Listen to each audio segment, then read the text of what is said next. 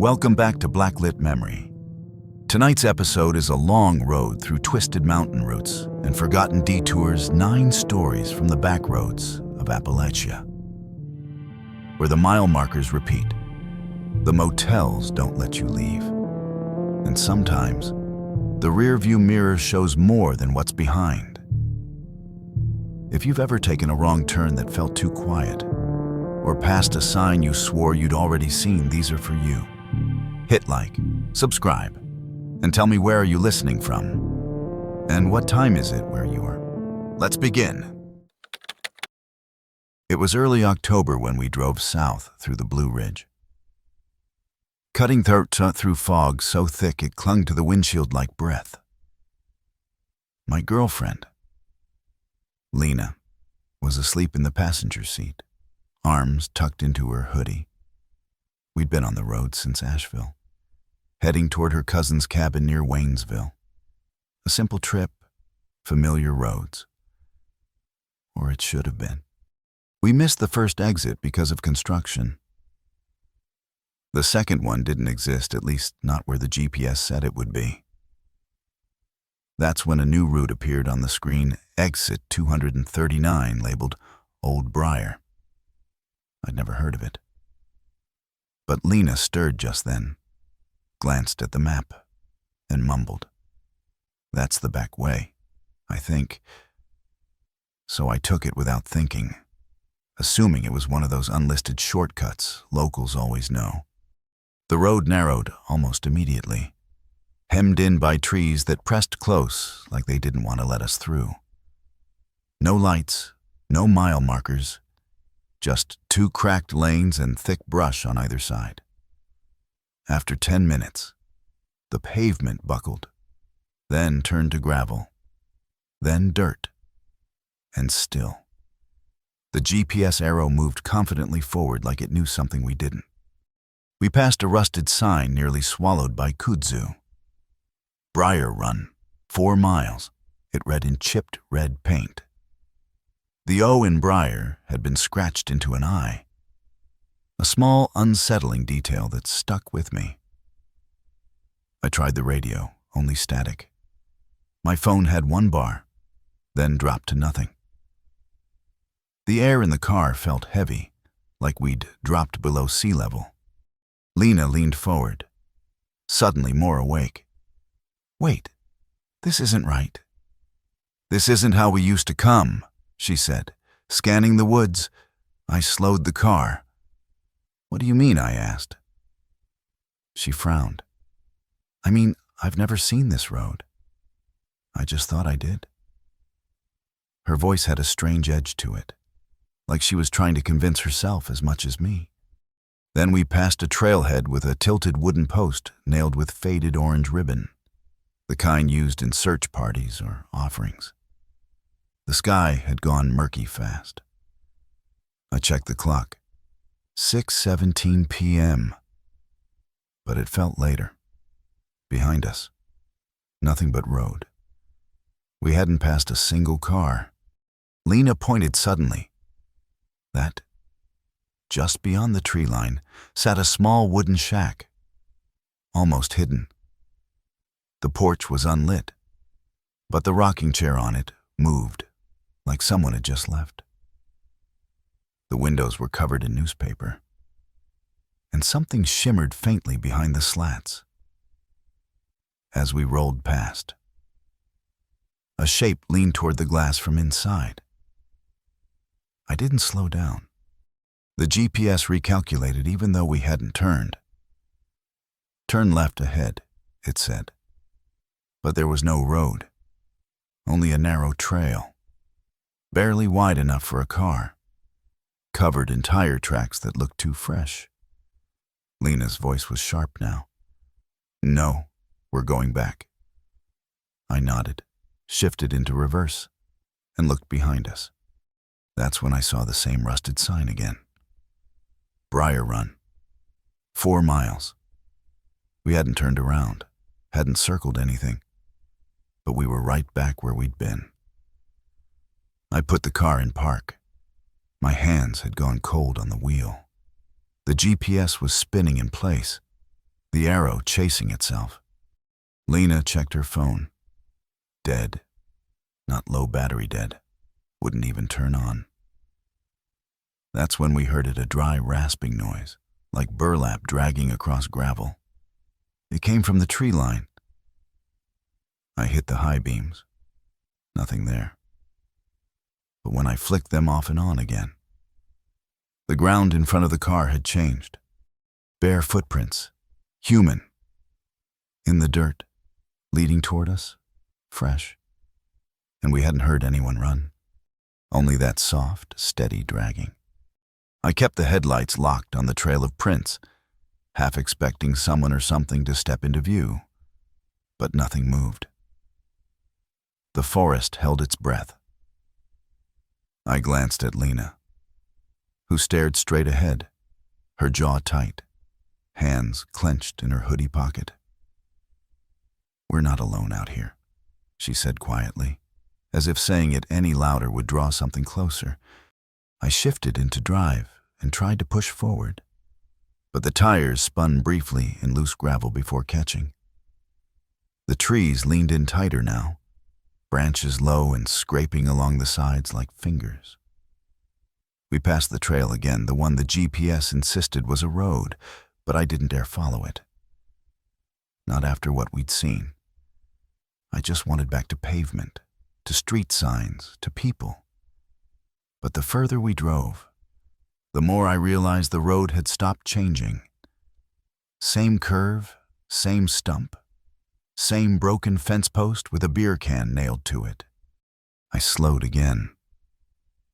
"I think we're stuck in a loop," I whispered, more to myself than her. Lena pulled her knees up into the seat, scanning the woods like they might rearrange if she blinked. Then she said something that chilled me deeper than the cold air sneaking through the vents. "What direction is the car facing?" I paused. "Open the compass app." The arrow twitched, then pointed directly at the dashboard. I turned the phone slowly. The needle followed, always pointing inward. Toward us. We drove for what felt like another hour. Though the clock barely moved, shadows thickened. The shack reappeared. This time on the right side of the road. Same chair. Still rocking. We hadn't turned around. We hadn't turned at all. But the landscape had reversed like a mirror. I stopped in the middle of the road. "We have to leave the car," Lena said. "This thing, whatever this is, it wants us to stay on the road." It felt wrong. Abandoning the only source of light, of safety. But deep down, I knew she was right. The road didn't lead out. It just curved forever, dragging us further from anywhere real. We grabbed our backpacks and flashlights and stepped into the brush. The forest was quieter than it had any right to be. Even our footsteps sounded muffled. Within minutes, the road vanished behind the trees. No sound of engines, no gravel crunching, just us and the hum of insects that hadn't been there before. We followed a deer trail, overgrown but navigable, winding downward toward what looked like a dry creek bed. Then we found the second sign propped up with stones, hand-painted like the last. Briar Run, 4 miles. I kicked it over. We walked until my legs burned and my breath came in shallow bursts. The flashlight beams caught glimpses of things that felt wrong, a pair of children's boots nailed to a tree, a deer skull split clean down the middle, a rusted bell tied with black string hanging from a branch that swayed without wind. At some point, Lena stopped and turned in a slow circle. "Listen," she said. Nothing. No wind, no birds, no movement. Just the sound of something else wet, uneven, like bare feet slapping on wet stone. And it was getting closer. We turned off the lights, sank low behind a fallen log. Through the branches, We saw it move, a tall figure, impossibly thin, walking as if its legs were too long for its body. Its arms hung slack, and where its face should have been was a mirror round, tarnished, reflecting only our flashlights from earlier. We didn't move until it passed. When we finally stood and tried to retrace our steps, the path behind us was gone. In its place was a slope of loose rock and dry roots. And farther up, parked neatly under the trees, was our car. Not wrecked, not moved, just there. Doors closed, lights off, as if we'd never left. Lena grabbed my arm. Look, on the hood, in the dust, were 2 sets of footprints, bare, one leading away, one leading back. I was somewhere between Beckley and the Virginia border when I picked him up. Long stretch of Route 3, all winding curves and low-hanging mist. The kind of road that eats your high beams whole. I hadn't seen a single car for nearly an hour when I spotted him thin, older, in a dark coat too heavy for early fall. He was standing just past a rusted guardrail, one arm half raised like he couldn't quite commit to waving. I slowed. Against my better judgment, there wasn't a town for miles. And something about him looked wrong if I passed without stopping. He didn't speak as he got in, just nodded, shut the door gently, and settled into the passenger seat like he'd done it 1,000 times. His skin had a waxy, almost translucent quality. And I remember thinking he didn't look wet from the mist, so much as untouched by it entirely. I asked where he was headed. He didn't answer right away. Then he said, "Just keep heading east. I'll let you know." His voice sounded dry, like parchment, faded in the middle of sentences. For the next 10 miles, he barely moved. Hands folded on his lap, back straight, eyes fixed on the passenger mirror, not the window, the mirror. He stared into it like it showed him something more interesting than the trees rushing past. I glanced at it once and saw nothing unusual. Just the long stretch of road behind us, empty and gray. But when I looked again, a few minutes later, the reflection was delayed, as if the road was remembering itself a few seconds too late. I cleared my throat and tried to play it casual. "You from around here?" No reply, just a faint smile. Then he said something strange. "If you see it pass you twice, don't stop."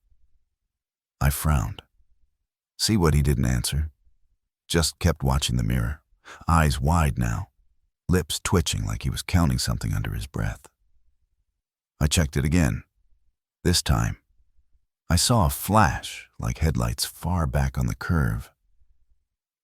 But they didn't get closer. We passed an old gas station abandoned, but familiar. I could have sworn I'd seen it before. 10 minutes later, we passed it again. Same split sign, same boarded windows. I felt a sharp twinge in my stomach. I turned to him. Did we just... But the seat beside me was empty. I slammed the brakes, threw the car in park. My hands were shaking. I hadn't heard the door open. There was no thud, no shift in the air. Just me. Alone. I leaned over, heart pounding, and checked the mirror again. This time, the reflection showed 2 of me, both gripping the wheel. One with his mouth open, one smiling. The mirror flickered, then went black, like someone turned off a screen. I reached up and tapped it. My finger left a mark that didn't fade, a print on the inside of the glass. Then the radio clicked on by itself, an old country song from the 50s, warped like it was playing underwater. I shut it off. It came back, louder. And then I heard the man's voice again, not from beside me, from behind. I didn't turn around right away. Something in my gut told me not to. The voice was faint, but close, like someone speaking through cupped hands just inches behind my ear. "Watch the mirror," he said. "Don't look back." My pulse roared in my ears. The headlights lit up the road ahead, still empty, still unmoving. But the rearview mirror had gone dark again. And now the side mirror, the one he'd been watching, was showing something else entirely. It was my car. Same make, same dents on the bumper, following maybe 100 feet behind. But the headlights weren't on. No movement inside, just that strange, glassy silhouette in the driver's seat. I blinked, thinking it was a trick of the fog. But when I sped up, it stayed behind me at the exact same distance. When I braked hard, it disappeared around the bend, only to reappear seconds later, still matching speed, still silent.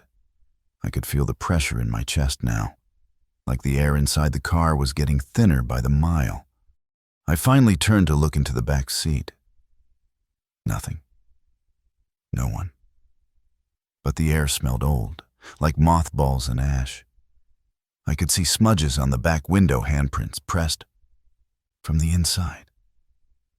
I don't remember making the decision, but I floored the gas. The engine screamed. The car behind me didn't react. It didn't shrink in the mirror or fall away. It just remained, matching every motion, like a reflection that had learned how to move on its own. That's when the road split. Two identical paths. No signs. No warning. I swerved right.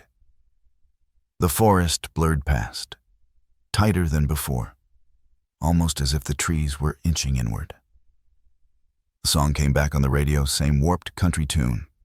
Slower now, like it was melting. My phone buzzed suddenly in the cup holder. One new message. "Look again." I grabbed it, hands shaking, and stared at the text. No number. Just the words. Then the phone screen flickered. And for a split second, it showed the passenger seat empty, except for a coat. The coat he was wearing. I took the next turn too fast. Gravel sprayed. The car jolted, tires struggling to grip, and I slammed to a stop in a clearing I didn't recognize. The copy car was gone. So was the road behind me. Just trees, no lights, no sound. The only thing ahead was a narrow path of dirt, winding toward what looked like a house with a single lamp in the window. I got out, heart hammering. Every instinct screamed to turn back, but there was nowhere to go. I checked the mirror on my door before I closed it and saw my reflection blink twice. Once in time, once delayed. I touched the glass. Cold. But I couldn't see my breath anymore. I started walking toward the house. The front door was already open. I stepped inside and felt the air shift. Heavy. Still, like I'd entered someone's memory instead of a room. The living room was filled with framed photographs. But everyone had the same person in the background, the old man in the coat, standing beside different drivers. Always near a car. Always by the mirror. The house smelled like gas and pine cleaner. I turned, thinking I'd seen movement, and found myself staring at a wall of mirrors stacked from floor to ceiling. Each one showed a different version of me. One with a bloody nose, one crying, one staring back, motionless, and one sitting in the driver's seat of the car, smiling like he knew exactly what came next.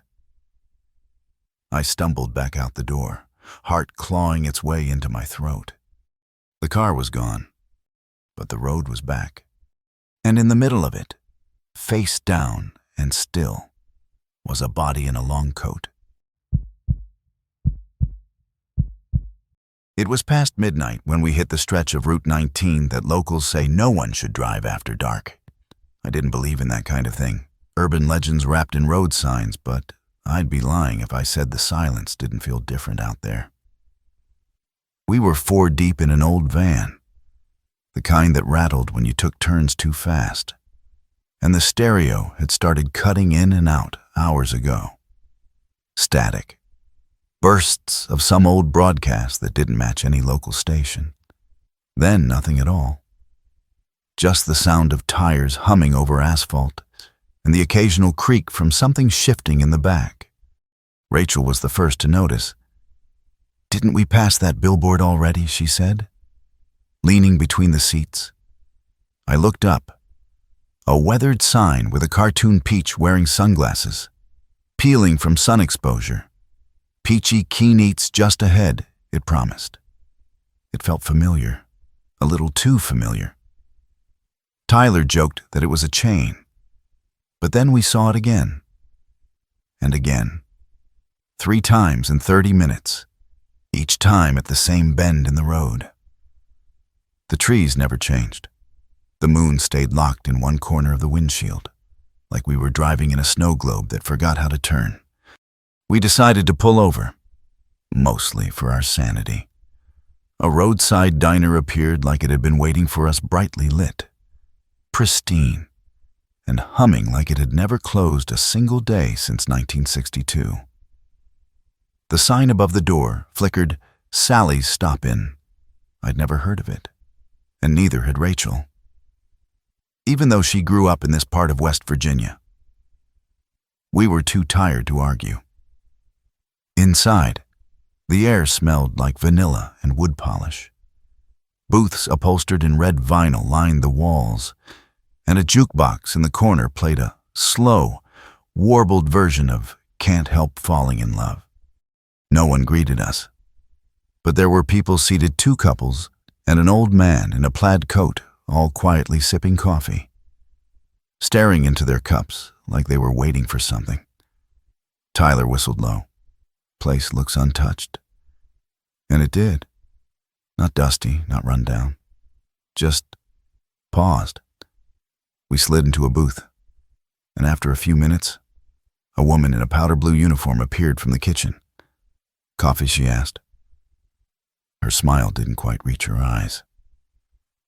"Sure," I said, and she nodded once before turning on her heel, as if she already knew our order. I glanced around again. No one had moved. The couples still sat exactly the same. The man in the coat hadn't lifted his mug. Then I noticed the clock above the register, 12:47 a.m. The second hand didn't tick. It just hung there, trembling.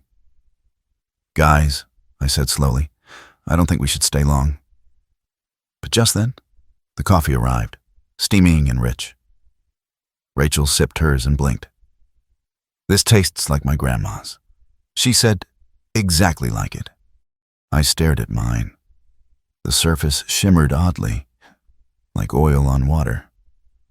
I lifted it, hesitated, then set it back down. The jukebox clicked, replaying the same Elvis song from the beginning. No one else in the diner reacted. Tyler reached for the salt shaker, paused, and frowned. "There's no reflection in the glass," he muttered. I leaned in. He was right. The chrome trim, the windows, the counter mirror, none of them showed us. Only the booths, the tables, the walls behind us. Then the woman returned. She stared directly at me and said, "It's rude not to drink when someone served you." Her voice was flat, emotionless. "We're all waiting, you know." I stood up, motioned for the others. "We're leaving." But the door behind us was no longer there. Just more booths stretching back into the shadows. We turned toward the kitchen, and the lights flickered once, then stayed dim. That's when we noticed the music was no longer coming from the jukebox. It was coming from underneath the floorboards. We stood frozen, listening as the melody warped notes, dragging like they were being pulled through syrup. Lyrics slurred into a low, echoing hum. The jukebox sat dead and silent now, its lights off, its mechanical arm still halfway to a new record. "Under the floor," Rachel whispered, her voice too thin. I crouched and pressed my hand to the tile. It felt warm, almost like breath. Tyler tapped one of the floorboards with his boot, and it answered with a hollow, metallic thud, not wood, not tile. Something beneath us was moving, slow and deliberate, like gears shifting under a coffin lid. The other patrons hadn't moved. Not a blink, not a breath. One of the women at the far booth had her spoon raised to her lips, suspended mid-motion. Her reflection didn't appear in the window beside her, but her shadow did, pressed flat like a stain. Rachel grabbed my arm. "We need to go. Now." I nodded, and we bolted toward the back, past the kitchen doors swinging quietly on their hinges. Behind them, nothing but black tiles and old smoke, no food, no pans, just a rusted meat slicer on a counter and a small bell sitting next to it. The bell rang once, sharp and deliberate, even though none of us touched it. That's when the hallway behind us shifted. One moment it was the way we came in, the next. It ended in a wall of glass, covered in newspaper clippings. We pressed in close. Every headline bore the same structure: 3 found dead in diner. Mysterious fire levels, landmark. Locals warn against Route 19 after dark. Dates stretched back decades. The same photo appeared again and again, blurry figures seated in a booth. Faces indistinct, always staring at the camera. In the last frame, the faces were ours. Tyler backed away, muttering something under his breath, and knocked over a tray of utensils. It hit the floor with a deafening crash, louder than it should have been, like we'd triggered something. The patrons began to stir, just slightly, heads turning, cups lifting, but their eyes didn't look at us. They looked through us, past us, towards something behind. I didn't look. I couldn't. I grabbed Rachel's wrist and pulled her toward a service door marked "Employees Only." It led into a staircase, narrow and spiraling, covered in old velvet carpet worn down to threads. We descended blindly, one hand on the wall, until the music started again, this time, an old swing tune, muffled but steady, rising from somewhere below. The air turned cold, too cold. I could see my breath in the stairwell. The last step gave way to a long, low hallway lit by buzzing fluorescents. On either side were doors, each one with a year etched into the frosted glass. 1973, 1989, 2005. We passed one labeled 2023 and stopped. Rachel touched the knob. It was hot. The door opened on its own. Inside was the diner again, but different, empty, burnt. Booths reduced to char. The jukebox melted into a skeletal frame. And in the corner, 3 bodies slumped against the wall, eyes open, mouths frozen mid-scream. I stumbled back. The door slammed shut. We ran. No idea how long we moved through that place. The halls looped. Time broke. Sometimes I blinked and it was day. Sometimes I swore I heard radio ads from decades past, pitching gasoline and transistor radios. The only way out was through a door marked broadcast. Inside was a studio, ancient and dust-covered, with a single microphone still glowing red. On the wall was a mirror, and in the reflection, we were already there, sitting calmly, waiting for someone to start the show. The lights flickered, the mirror cracked, and we were back in the van. Engine off, road dead quiet. Same curve, same billboard, but no diner behind us, just fog. Rachel was staring out the window, coffee cup still in her hands, cold, full. The van radio clicked on by itself. And that same Elvis song played, soft and distant.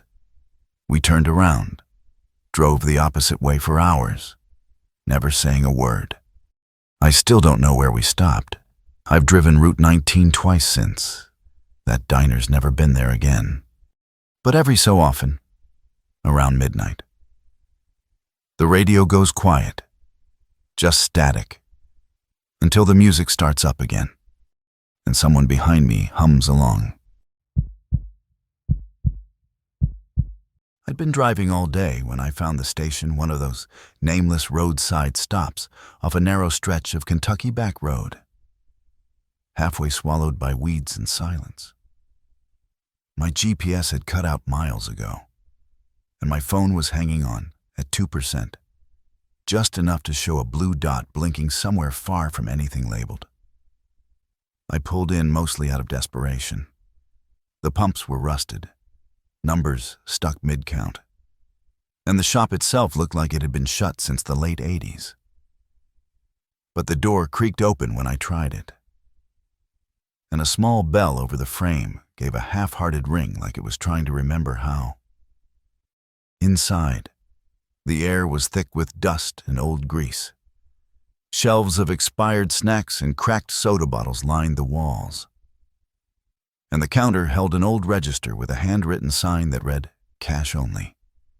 No one was behind it. I called out, got no answer. Then I saw the map. It was folded, stuffed between a stack of road atlases and a box of motor oil. Not glossy like the others, this one was matte and soft, almost cloth-like to the touch. The label just said back roads, local detail. No brand, no price.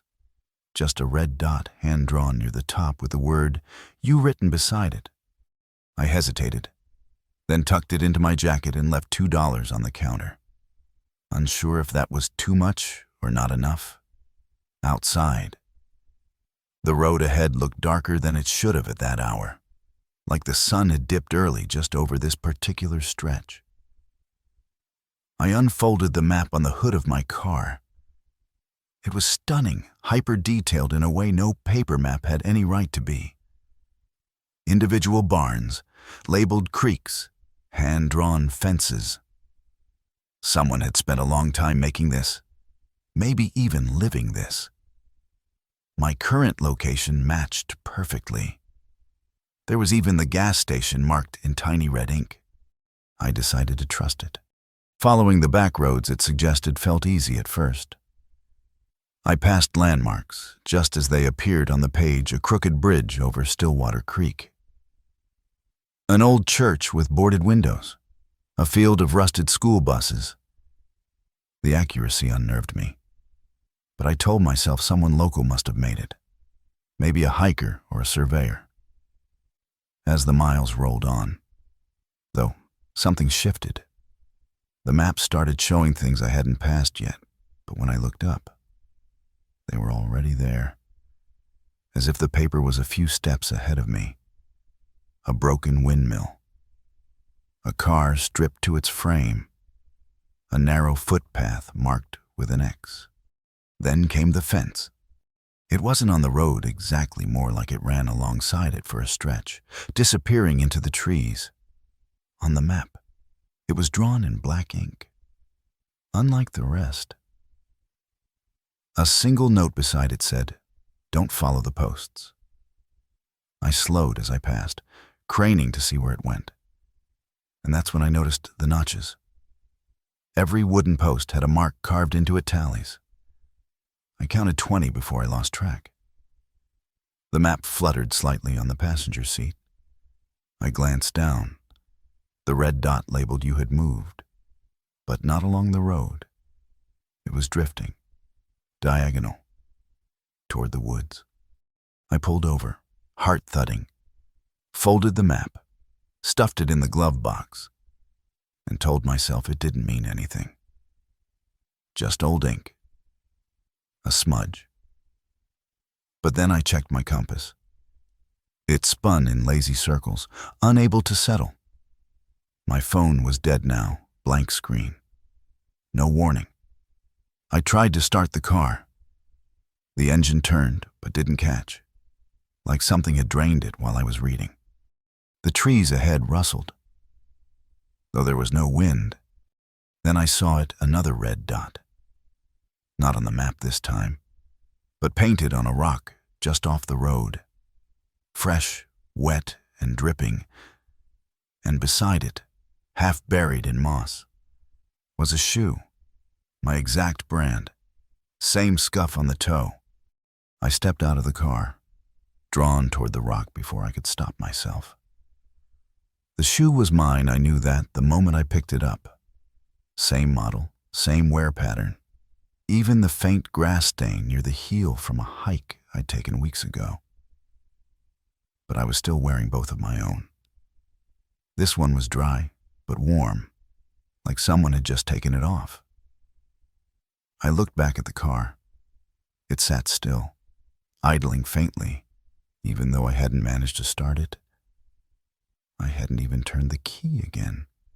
The trees beyond the fence swayed gently, though the air remained perfectly still. I followed the faint path toward the footposts, trying not to look at the tallies, trying not to think about the way they seemed freshly carved. The further I went, the quieter everything became. No birds, no insects, just the soft crunch of dead leaves underfoot. I thought about turning back, but then I heard the whisper. Not words, just the sound of breath, like someone exhaling close to my ear. I spun around. Nothing there. But when I turned forward again, the fence was gone. The path ended at a clearing I didn't remember seeing on the map, though I knew somehow it had been there all along. In the center stood a tree with no leaves and no bark, bleached white like bone, and at its base, a box, wooden, hand-carved. I knelt beside it, heart rattling in my chest, and saw that the lid bore a symbol etched in red, the same you mark from the map. I should have walked away, but I opened it. Inside were dozens of tiny paper maps, each folded differently, each bearing slight stains and tears, as if they'd been carried in back pockets or glove boxes for years. I pulled one free and unfolded it slowly. The handwriting was mine, my exact scrawl, not copied, not similar, mine. And on the bottom corner, barely visible in faded pencil, were the words, "If you reach this tree, don't go back the way you came." I stumbled backward. The light had changed. The sky was dull gray now, the kind of light that shouldn't exist at midday or dusk. I turned to run and found the path behind me had straightened into a road again, one that didn't look like the one I'd arrived on. It was smoother, newer, too perfect, as if it had just been paved. I ran toward it anyway, half expecting to see my car. Instead, I saw myself. Not exactly me, just close enough.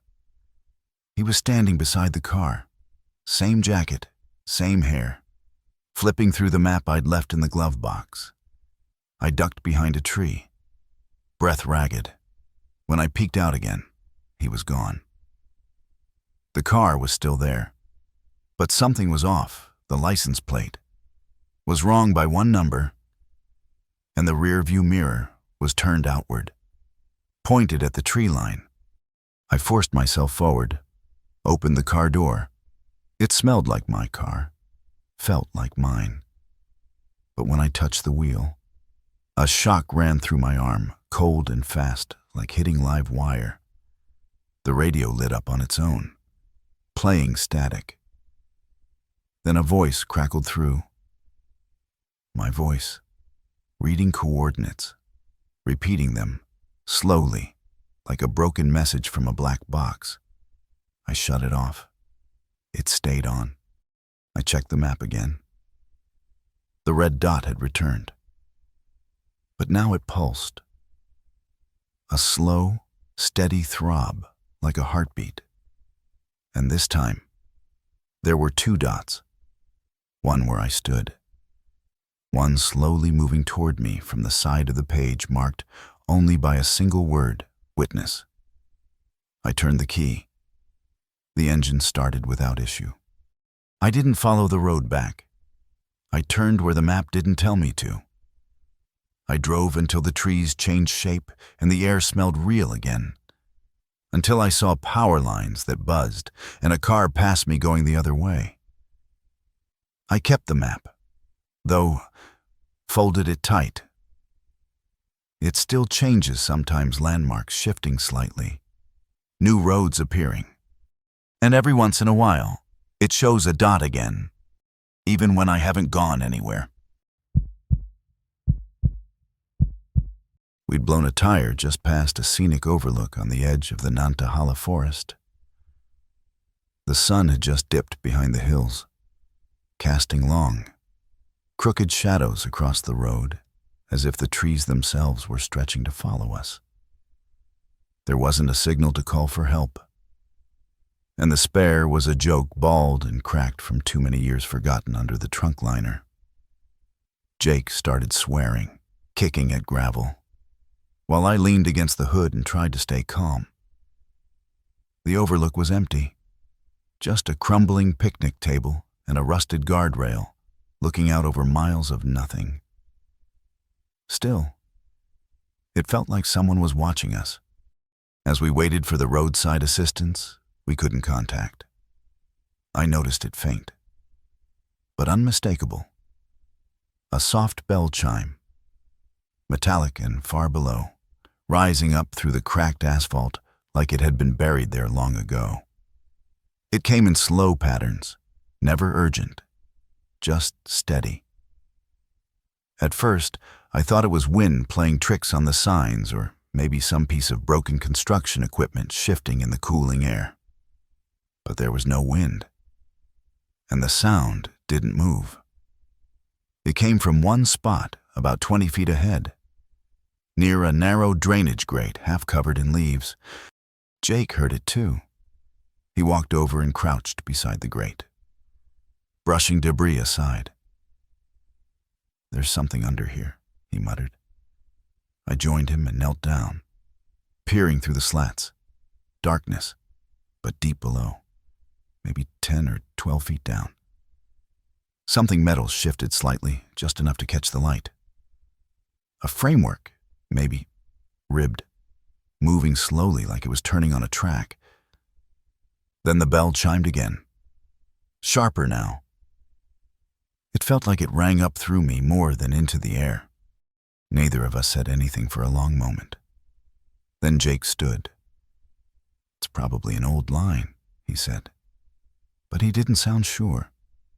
He wouldn't look at it again. We walked back to the car, but the sound followed. Not louder, not closer, just there, like a memory you couldn't shake. I tried calling again. No bars. The compass on the dash, which had never worked right, was spinning gently. Night fell fast, too fast. We watched the overlook sink into blackness, headlights barely pushing the dark back anymore. And still, the bell kept ringing. Same rhythm, same tone, always from beneath. "We should leave the car," Jake finally said, his voice low. "Something's wrong here." I wanted to argue, but I couldn't find the will. We grabbed flashlights and started down the only visible path. An old gravel service trail winding away from the overlook. The trees felt heavier out there, bent inward, as if bracing for something. The bell kept time behind us, even after we'd moved too far to hear it naturally. I kept thinking of that metal beneath the road, moving slow, patient. like a watch wound long ago that had never stopped ticking. Then we found the sign. It wasn't nailed to anything, just leaning against a fallen log. Wooden, hand-painted, the letters smudged from weather. It read, "Keep away from the sleeper." Beneath that, barely visible, "It rings so it won't forget you."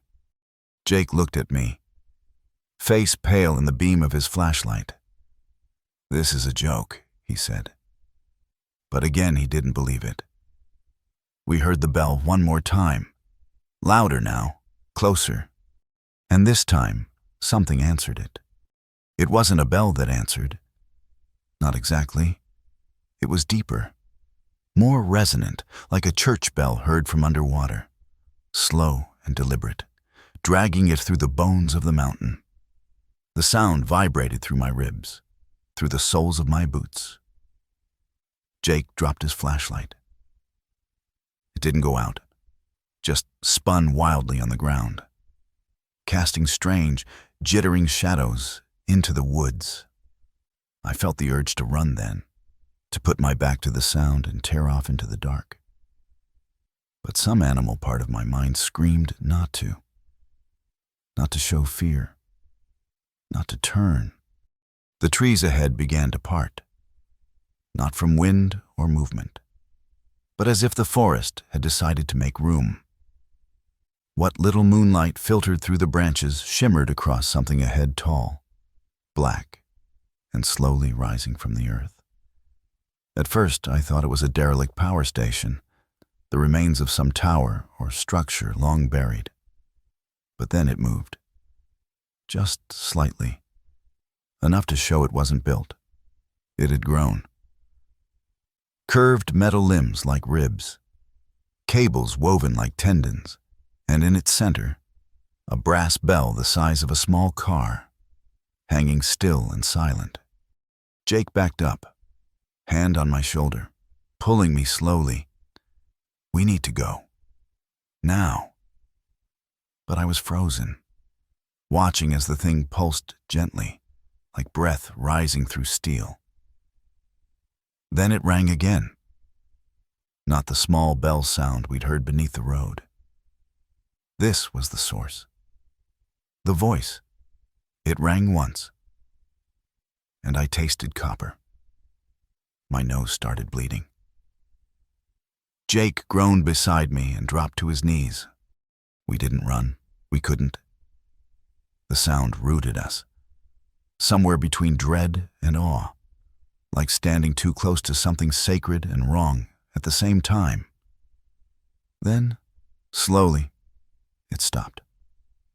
The ringing faded not into silence, but into whispers, hundreds of them, murmuring just under the level of understanding, as if the trees themselves were remembering.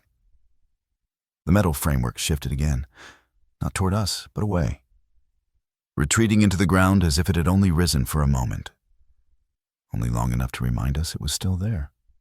The path back was different, shorter, somehow. The overlook appeared too quickly, like the forest had decided it was done with us. The car was still there, headlights dim, battery somehow still alive. Jake collapsed into the passenger seat, shaking. I got behind the wheel and turned the key. It started on the first try. No warning lights, no noise. The bell was gone. We drove in silence for over an hour before either of us spoke. When we reached the edge of cell signal, my phone lit up with a dozen missed alerts, none older than 5 minutes, even though we'd been stuck there for hours. The GPS pinged, then glitched. For a second, the location marker showed us below the road several hundred feet underground before correcting itself. I didn't say anything. Weeks later, I found something in the trunk, a length of wire wrapped in cloth, black and rusted, too heavy to have been there before. Attached was a small bronze tag stamped with a number I don't recognize. But when I hold it to my ear, I swear I can hear a faint chime, like something still turning, somewhere far below, keeping time in a language we were never meant to learn. I haven't taken that road again, but I dream in metal now, and sometimes I wake up humming. I was riding solo through the back roads of southwestern Virginia, taking the long way home after a camping trip that didn't go how I'd hoped. The weather had turned sour, the trails were washed out, and by the end of the second night, I was tired of rain and the smell of wet nylon. So I packed up early and let my bike eat the miles. The hills rolled by like soft waves, the roads narrow and slick with runoff. And I passed more deer than cars. Around mid-afternoon, I reached a tunnel I didn't remember being on the map, an old one, bricked with stone and moss creeping down the sides like the mountain was trying to reclaim it. There was no sign, no height marker, no name etched above the entrance, just a yawning black mouth and the glint of wet stone inside. I paused at the threshold, the air cooler there, damp with something older than weather. I almost turned around. But it was the kind of place that pulls at you. So I clicked on my high beam, adjusted my gloves, and rode in. The sound changed immediately, engine noise muffled, tires humming louder than they should. Like the tunnel walls were too close, too soft, absorbing more than just sound. It wasn't long, maybe 200 yards, and when I came out the other side, everything felt off. The sky looked the same, but the trees leaned in at odd angles. The shadows didn't match the sun's position, and the road's surface was cleaner than before, like it had just been poured. I chalked it up to fatigue and kept going. But 10 minutes later, the tunnel appeared again. Same moss, same bricks, same dark mouth gaping in the side of the hill. I slowed, heart creeping upward in my throat. Had I looped? No, there'd been no turns. Just one long stretch of road. This time, I walked the bike through. The inside looked identical, same curve, same water stains, same mark carved into the wall at shoulder height. A simple circle, split down the middle. It hadn't been there the first time. I was sure of it. But I passed through, engine off, boots echoing too loud against stone. On the far side, the road stretched on, quiet and empty. Birds called distantly, but not from trees I could see. Everything past the tunnel looked less real somehow, like it had been painted with one too few layers. I kept riding, faster now, determined to put it all behind me. But the third time I saw the tunnel, I nearly dropped the bike. It was night now. I hadn't stopped, hadn't seen the sun set. But the sky had darkened completely, and the tunnel stood before me again, like it had been waiting this time. The curve of its mouth looked wider now, more open, as though it had stretched. I swore it hadn't been that big before. I circled around, looking for another route. But the woods were too thick and the GPS frozen. No signal, no roads. There was only the tunnel. Again, I considered turning back. But when I did, the road behind me was gone. Just trees, and a narrow path that ended in brush. I turned back. The tunnel waited. I didn't want to go through it again, but it was the only way forward, or the only way out. And this time, something inside was breathing. I stood at the entrance, engine idling, headlight cutting a weak path into the darkness. The breath, if that's what it was, had a rhythm. Slow, steady, too deep to belong to anything human. The tunnel exhaled a moist gust that smelled like old copper and wet limestone. And the sound of it rolled through me like thunder in a locked room. I gripped the throttle and told myself it was just wind, just air moving through confined space. But something in my gut clenched hard and wouldn't let go. I took one step forward, then another, and the tunnel seemed to pull me in like a tide too strong to fight. Inside, the walls had changed. The bricks no longer looked like brick at all, but like vertebrae, long, curved, and bone-colored, with moss filling the gaps like old tendon. My light flickered once, then stabilized, but its reach had shrunk. The beam barely lit 10 feet ahead, and when I looked behind, the entrance was gone. No silhouette of trees, no pinhole sky, just more tunnel, bending slightly like a throat. I walked the bike slowly, tires crunching over gravel that felt oddly soft beneath my boots, like dried leaves or shed skin.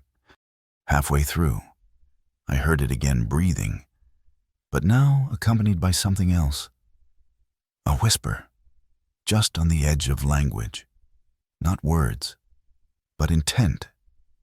A kind of recognition. The sound curled around the tunnel like steam, and I swear the walls tightened.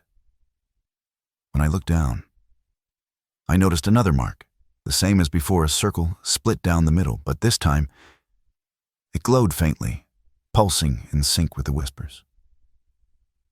I reached out to touch it without meaning to. The moment my fingers brushed the stone, a wave of cold rushed up my arm and behind my eyes. Like I was seeing something's memory. I saw the tunnel being built not by machines or men, but by something older. Something that burrowed through the hills like a worm through the loam. I saw people walking in, eyes open, mouths slack, each of them marked with that same symbol, each of them stepping willingly into the dark. And then I was back, hand frozen to the wall, breath shallow. The bike had tipped slightly but hadn't fallen. My legs were trembling. I had to keep moving. I didn't want to know what happened to the ones who stayed too long. When I finally reached the other side, the night air hit like a slap. But the relief was short-lived. The road was wrong again. The trees were wrong. This wasn't where I'd started, or where I'd been trying to go. The stars above me looked unfamiliar off in their arrangement, like a puzzle reassembled incorrectly. I got on the bike and rode hard, not caring where it led. Hours passed, or maybe minutes. Time was soft now, untrustworthy. Then I saw the tunnel again. Only this time, it wasn't in front of me. It was in the mirror, perfectly framed in the rear view, even though I hadn't turned around. And in the mirror, I could see myself, standing in the tunnel entrance, motionless, watching me ride away. I haven't stopped since. Sometimes, when I pass under bridges or through brief shadows, I hear the breath again, faint, but patient. We were supposed to stay one night, just a stop over. The drive from Chattanooga to the mountains had taken longer than expected. And when the fog rolled in, thick and fast, across the switchbacks, we pulled off at the first vacancy we saw. A faded neon sign blinked Mountain Crest Motel. One letter half dead, the rest humming like an old refrigerator. The building itself was one story, stretched long across a gravel lot, with the kind of wood paneling that hadn't been updated since the 70s. A bell above the office door jingled weakly when we stepped inside. The man behind the counter looked like he'd been carved out of wax pale, shiny skin and not enough expression. He smiled when we asked for a room. "Of course," he said. "You'll be in room 4. Just head back out." First door on the left." He handed us a brass key, the kind no one used anymore, attached to a triangle of cracked plastic. We walked back outside, thankful for the break from the stale lobby air, and followed the narrow sidewalk to the door marked 4. The key turned easily. But when we stepped inside, we were standing in the motel lobby again. Same scuffed floor, same desk, same man. He looked up at us like we'd just arrived. "You'll be in room 4, he said again. "First door on the left." I looked at the key still in my hand. "Same tag, same tarnish," Lena whispered. "I don't like this." And I nodded. But we tried again. Back outside, same room, same door. We opened it, and once again, the lobby. The third time, the bell didn't jingle. The man didn't speak, just watched us with an expression that never quite became a smile. We went to room 3 next, just to see. It wasn't locked, but when we opened it, there was nothing inside, just a black space, soundless and hollow, like the room had been arrest instead of left empty. Room 5 was the same. No light, no walls, only that choking dark and the deep pressure of being watched. We backed away and returned to the car. Tried to leave. But the gravel lot curved longer than it should have. The road we'd pulled in from was gone. Only fog and trees and the distant glow of the motel sign, flickering like it was underwater. Back inside, the lobby felt colder, dustier. The desk clerk was gone. In his place sat a radio, humming static through an old speaker. Though it had no power cord, I turned it off. It turned back on. The voice came later, slow and grainy, like it had been buried in the frequency. "Check-in confirmed," it said. "Please return to your room." The hallway behind the desk, which hadn't been there before, now stretched long and crooked, lined with doors that bore no numbers, just slashes, single red lines, vertical and uneven, like tally marks half counted. Lena gripped my arm. "I think we're already inside," she whispered. We never left. We moved down the hallway slowly, the air thick and cold like the breath of something asleep. The doors on either side were warped, as if they'd been soaked and dried too many times. And none had handles, just those same red slashes. The carpet beneath our feet felt soft at first, then too soft, like something organic had grown beneath the fibers. I tried to remember how we'd gotten in. Retraced every step from the gravel lot to the lobby. But it was a blur, smeared like a memory recorded underwater. Lena was murmuring something under her breath, repeating the words, "First door on the left," like a charm meant to hold the world in place. We found a room with no mark at all, just bare wood. I touched it, and it creaked open by itself, swinging inward to reveal a room identical to the others we'd seen in passing lamp on the nightstand. Floral bedspread, curtain drawn tight. Only this time, there was a figure lying on the bed. Its back was to us, but the shape was unmistakable, same clothes as me, same watch, same crooked way I sometimes sleep with one arm under the pillow. I stared, frozen, and the figure on the bed slowly turned its head, eyes closed, mouth slightly open as if in mid-sentence. It didn't wake. But I heard my own voice, soft and muffled, coming from its lips, "Don't check out." Lena slammed the door shut, and we stumbled back into the hallway. Every door now stood open. Inside each one, something waited, some version of us, frozen in rooms that never changed, rooms that had no beginning or end. In one, Lena sat cross-legged on the bed, smiling at nothing. In another. I paced back and forth, muttering lines from a conversation that hadn't happened yet. We ran, unsure if we were moving forward or in circles. The lights dimmed with each step, and behind us, the sound of soft footsteps began to follow, perfectly in sync with our own until they weren't. Eventually, we reached the lobby again. Or something trying to look like it. The desk was gone. The radio sat on the floor, wires coiled around it like veins. A new sign hung on the wall behind where the clerk had been. No early departures. All guests accounted for.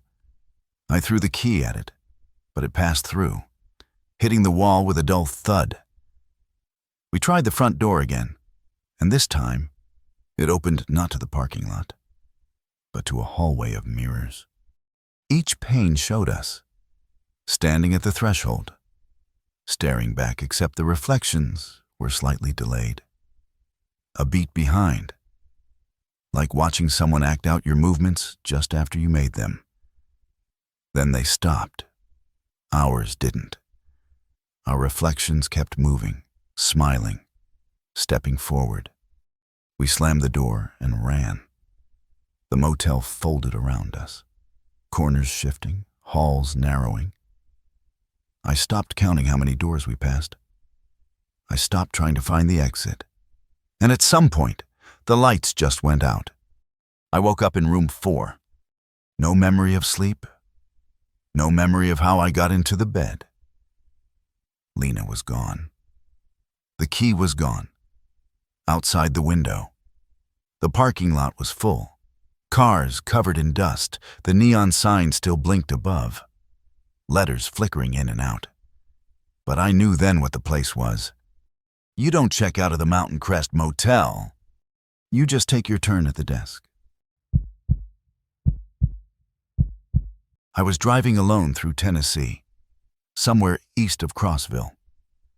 When I first saw the sign, a rusted metal post with peeling white paint and the number 61 stamped on it. Nothing unusual about a mile marker. But something about the way it stood, tilted slightly, leaning like it was tired, caught my eye. I'd been on the road for hours by then, drifting through patches of fog and stretches of empty fields, trying to make up for time lost during a detour through the mountains. My phone had no service. My playlist had stopped cycling. And the only thing on the radio was the low hiss of static between fragments of old sermons and garbled country songs. Still, I wasn't worried. Not until I passed the same sign again. Mile 61. This time, I knew I hadn't looped. The road was straight and featureless.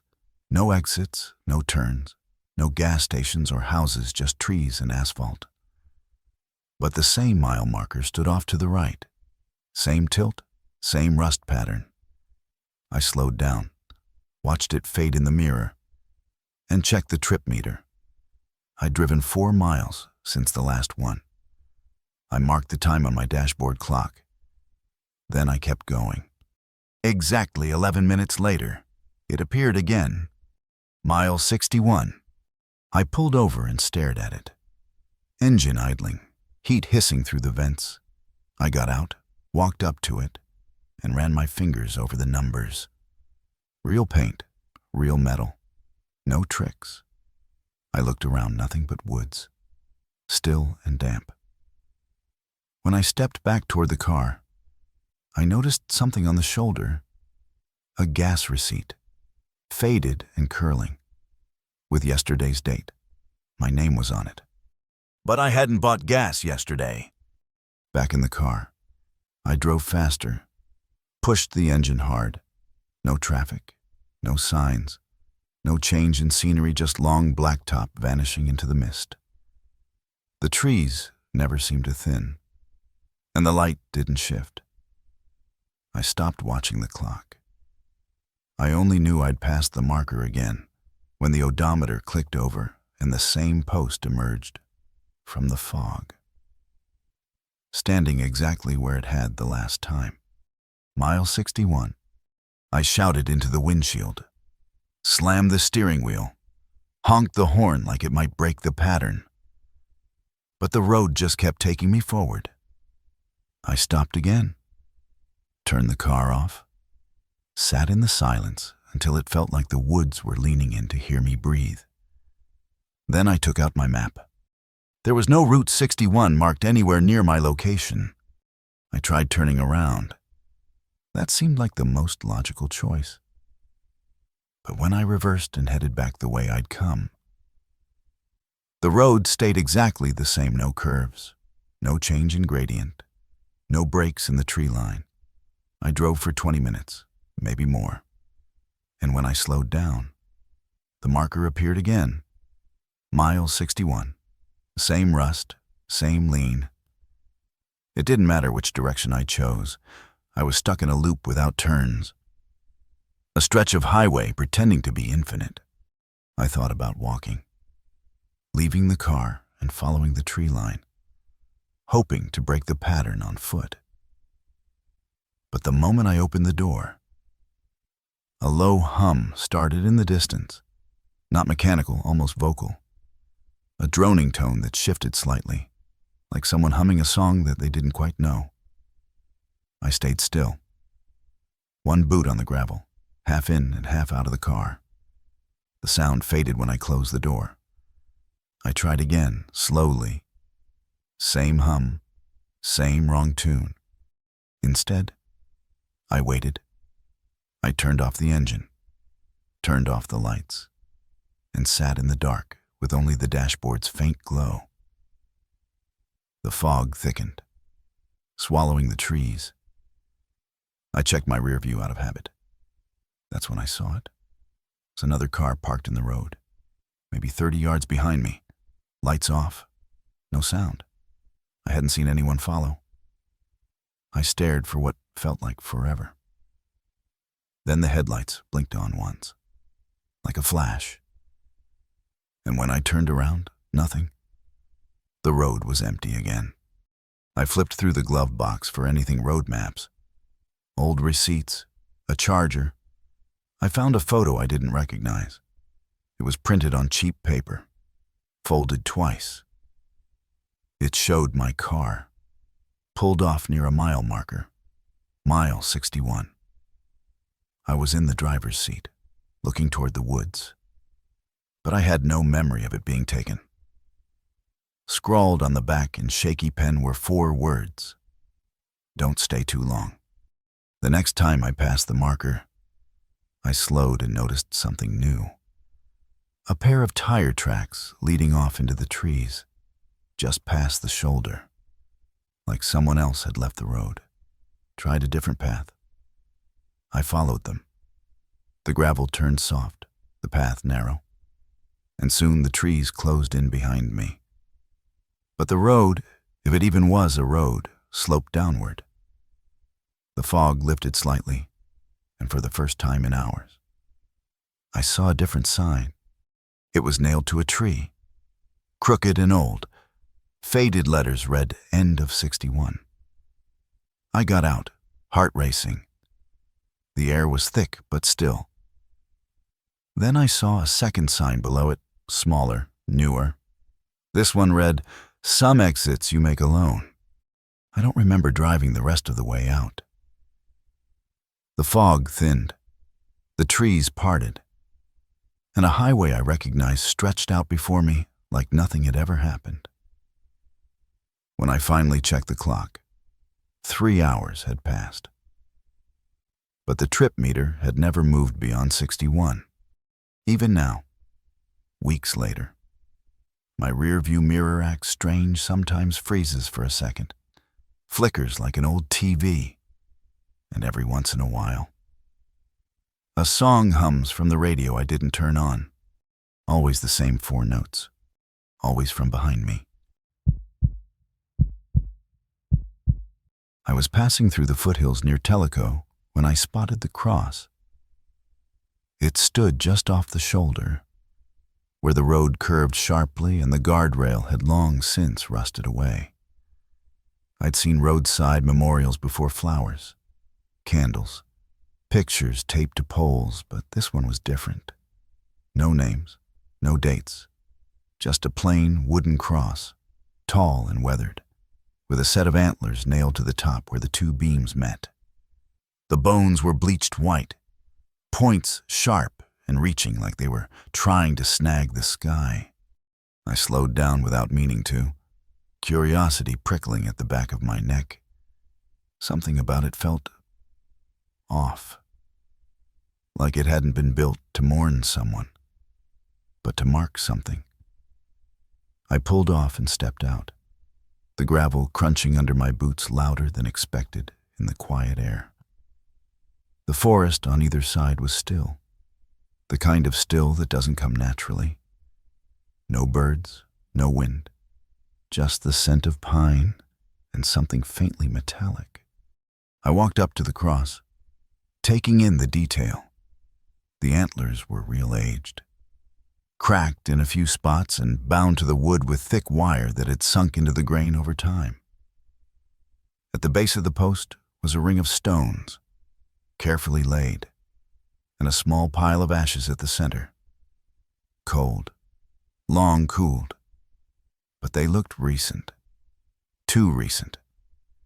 That's when I noticed the photo tucked under a rock at the edge of the ring. It showed a man I didn't recognize, smiling with a pair of deer antlers balanced on his head like a joke. On the back was written, "He took something that wasn't his."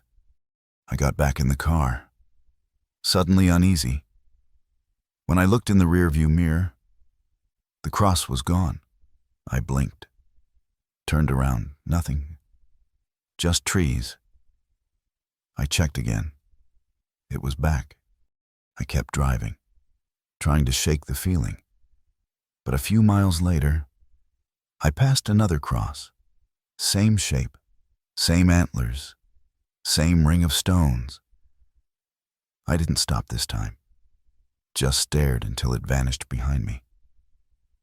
5 miles later, another. This one had fresh ash and a different photo. Another man. Same antlers, different smile, this one forced. By the time I saw the fourth, I was gripping the wheel so hard my fingers ached. I didn't want to stop. I didn't want to look. But I couldn't help it. I pulled over and approached. The cross had no ash this time. But the photo showed a man, mid-scream, mouth wide, antlers pressed into his shoulders, as if they'd grown from inside him. I turned it over, heart hammering. Return what was taken. It read. I didn't know what that meant. Not yet. The air had changed by the time I got back to the car. It felt thicker, heavier, like I'd climbed altitude without gaining height. The road ahead blurred slightly at the edges, and the trees leaned just a bit closer than they had before. I drove on, eyes flicking constantly to the mirror, half expecting the next cross to sprout from the shoulder before I even reached it. I passed another, then another, 6 in total, each closer than the last by then. The sun had slipped behind the hills, leaving the road in a kind of permanent twilight. My headlights flickered once, then steadied, casting a pale wash over the next curve. That's when I saw the buck. It stood in the middle of the road, tall and motionless, body skeletal beneath patchy fur. The antlers were massive, more than any wild deer should have carried, and twisted in unnatural arcs, like branches trying to find light underground.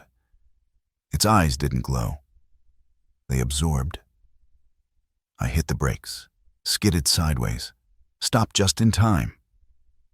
But it didn't flinch, didn't move, just watched me, breath misting in the cold air. I tried to reverse, but the engine stuttered, died. Everything went silent, except for my own pulse beating in my ears. Then the buck took a step forward, and I saw that its hooves left no imprint on the road. No sound, just presence. It stopped beside the car and lowered its head slowly until the tips of its antlers scraped across the hood. I couldn't move, couldn't breathe.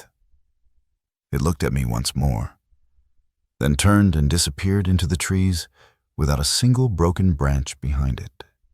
The car started on its own. The lights came back. The road ahead was clear. I drove without thinking, faster than I should have, hands slick on the wheel, trying to put distance between me and whatever I'd just seen. But the next cross was already waiting. I didn't stop. I didn't look. I kept going until the signs finally changed. Until I saw, later that night, I found the antler. It was lying across my doorstep. Small but sharp, still damp with sap. No note, no tracks. Just the antler. I didn't touch it. I still haven't. But every morning since, I find it somewhere new. Balanced on the hood of my car, pressed gently against the bedroom window, hanging from the mailbox like a warning. And now when I drive, I don't look at the mile markers. Because sometimes they look back.